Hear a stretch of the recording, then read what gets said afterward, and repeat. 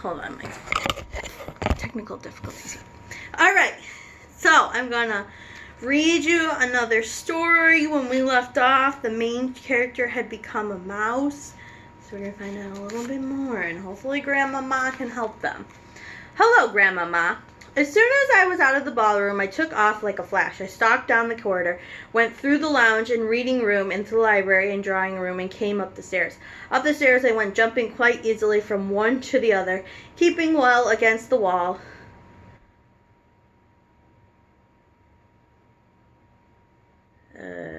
Lost my spot, sorry. Keeping well in against the wall all the time. Are you with me, Bruno? I whispered. Right here, he said.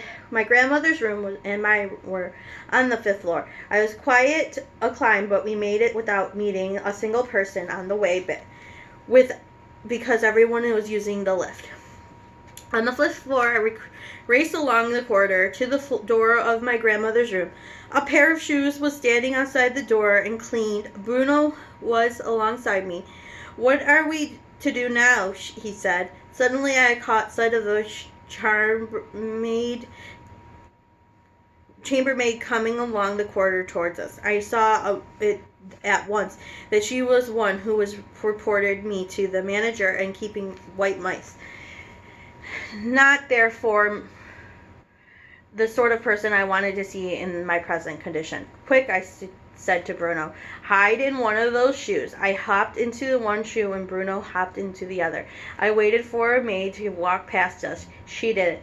When she came to the shoes, she bent down and picked them up.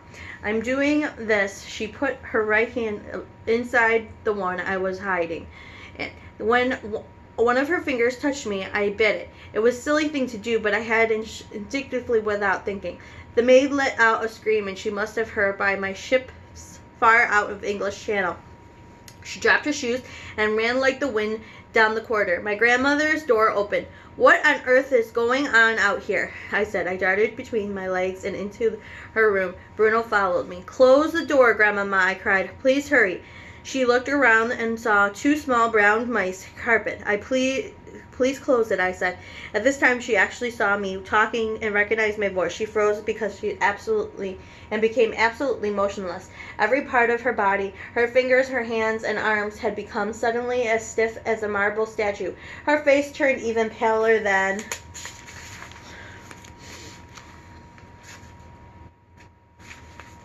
marble, and her eyes stretched out so wide I could see the whites of all around them. Then she started to tremble. I thought she was going to faint and fall over. Please close the door quickly, Grandmama, I said. That awful maid might come in. She somehow managed to gather things together enough to close the door. I leaned against it and staring down me, a white face shaking all over. I saw tears beginning to come out of her eyes and go dribbling down her cheeks. Don't cry, Grandmama, I said. Things could be a lot worse. I did get away from them. I'm still alive. So is Bruno. Very slowly, she bent down, picked me up with one hand, and then picked Bruno up with the other hand. And she put both of us on the table. There was a bowl of bananas in the center of the table, and Bruno jumped straight into it and began tearing away with his teeth one of the banana skins to get at the fruit inside. My grandmother grasped an arm on her chair to steady herself, but her eyes never left me. Sit down, dear Grandmama, I said. She collapsed into her chair. Oh, my darling, she murmured. Now the tears were really streaming down her cheeks. Oh, my poor sweet darling, what have you done to you? I know that you've done what they've done, Grandmama, and I know what I am, but the funny thing is that I don't honestly feel especially bad about it. I don't even feel angry. In fact, I feel rather good. I know I'm not a boy any longer, and I never will be again. But I'll be quiet, all right, as long as there's always you to look for after me. I was not just trying to console her. I was being absolutely honest about the way I felt. You may think it odd that I wasn't weeping myself. It was odd. I simply can't explain it. Of course I will look after you, my grandmother murmured. Who is the other one? That was the boy I called Bruno Jenkins, I told her. They got him first. My grandmother took a new long black cigar out of the case in her handbag and put it in her mouth. Then she got out of the box of matches. She struck a match over her fingers were shaking so much that a flame kept missing the end of the cigar. When I got it lit at last, she took a long pull and sucked in the smoke. That seemed to calm her down a bit. "Where did it happen?" she whispered. Where's the witch now? Is she in the hotel?" "Grandmama," I said, "I wasn't just one. It was the hundreds. They are all over the place. They're right here in the hotel at this very moment." She leant forward and stared at me. You don't mean to tell me that they are holding the annual meeting right here in the hotel?" "They've held it, Grandmama. It's finished. I heard it all, and all of them, including the Grand High Witch herself, downstairs now. They're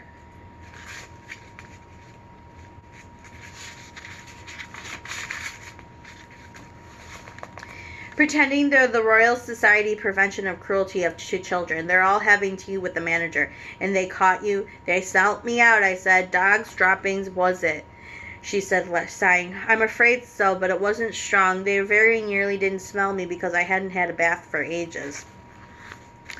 "Children should never have baths," my grandmother said. "It's a dangerous habit." "I agree, Grandmama." She paused, sucking in her cigar. "Do you really mean to tell me that they are now all downstairs having tea?" she said. "I'm certain of it, Grandmama." There was another pause. I could see the old glint of excitement slowly coming back into my grandmother's eyes, and all of a sudden she sat up very straight in her chair and said sharply, "Tell me everything right from the beginning, and please hurry."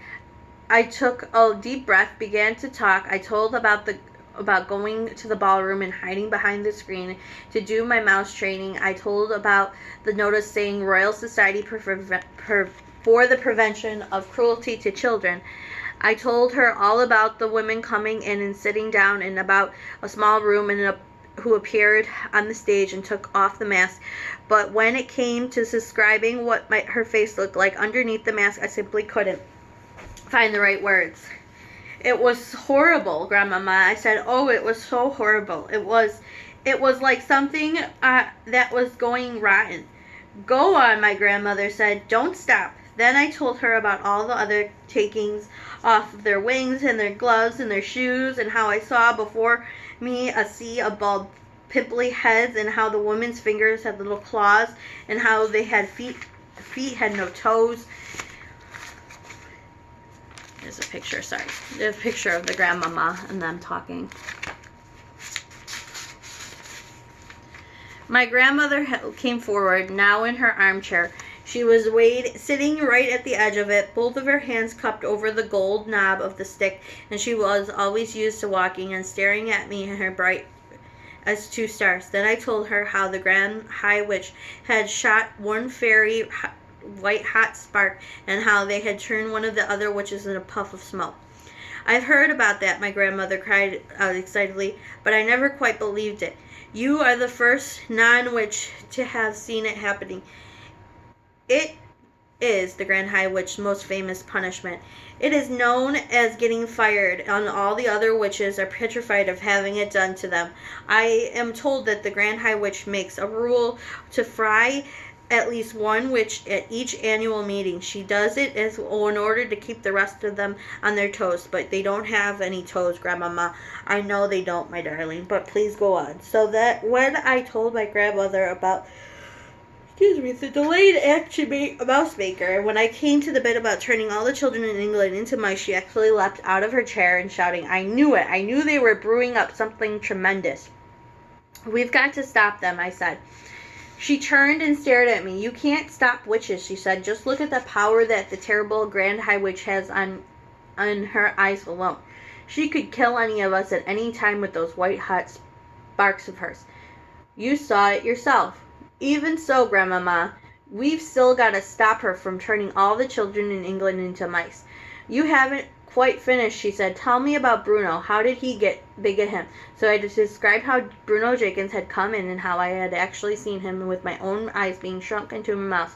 My grandmother looked at Bruno, who was guzzling away in the bowl of bananas. "Does he never stop eating?" she asked. "Never," I said. "Can you explain something to me, Grandmama?" So here they are talking again.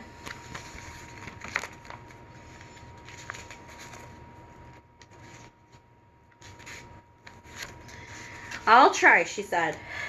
She reached out and lifted me off the table and put me on her lap.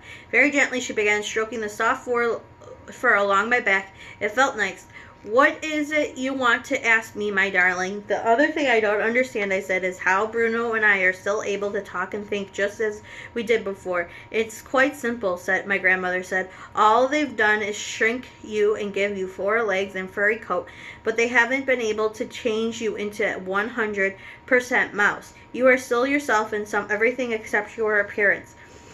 You still got your own mind and your own brain and your own voice, and thank goodness for that. So I am not really an ordinary mouse at all, I said. I am sort of a mouse person. Quite right, she said.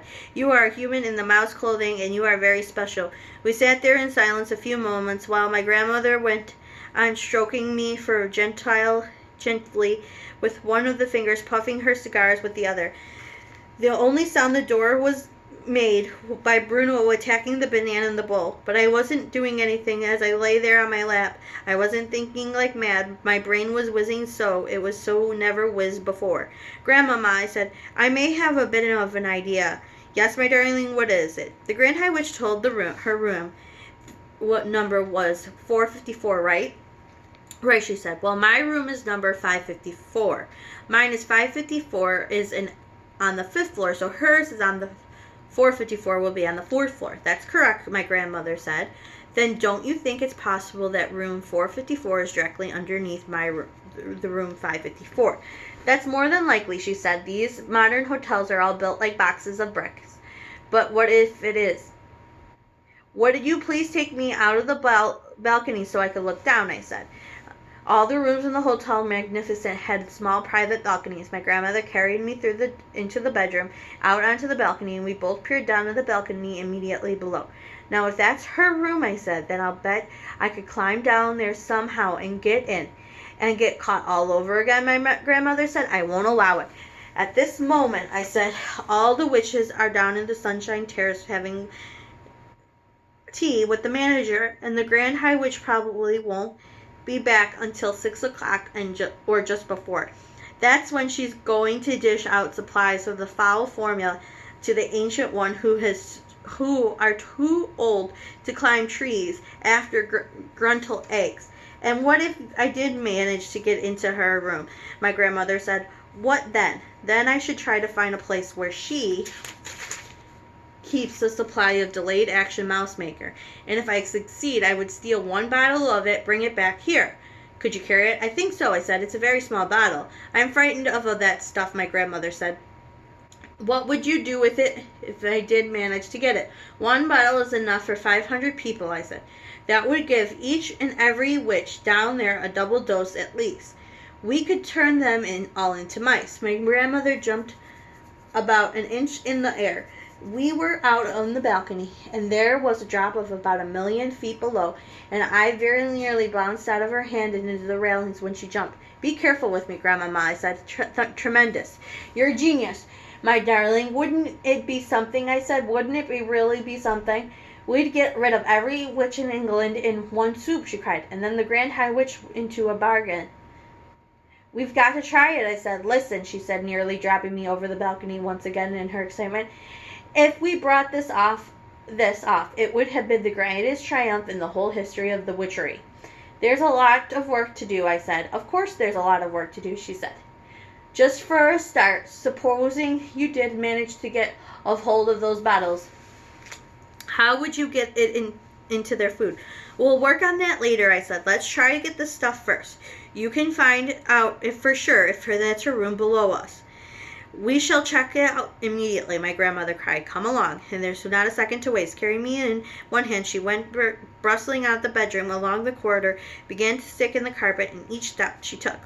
We went down the stairs and flight to the 4th floor. The bedroom on either side of the corridor had their numbers printed on the doors in gold. So there they are in front of the witch's room. Here it is, my grandmother cried.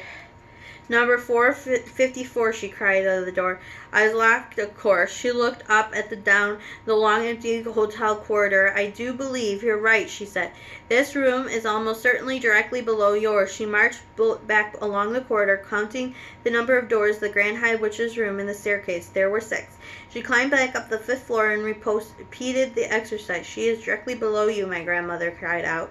Your room is right below yours, she cried me back into the own bedroom and went out once again in the balcony. There's her balcony down there, she said, and what's more, the door from the balcony into the bedroom is wide open. How are we going to climb down? I don't know, I said. Our room is where the front of the hotel. They looked down at the beach and the sea. I immediately blew up below my balcony, thousands of feet below. I could see a fence of spiked railings. If I fell, I'd be a goner. You've got it, my grandmother cried. With me in one hand, she rushed back to her own room and began rummaging in a chest of drawers. She came out with a ball of blue knitting wool. One end was attached to the needles. This is perfect, she said. I shall put you in the sock and lower you down on the Grand High Witch's balcony, but we must hurry. And any moment now that monster will be turning to her room. So that's the end of that chapter. Tomorrow we will read the mouse burglar. So we'll see if they can get the potion. All right. Have a good night, guys. Love you.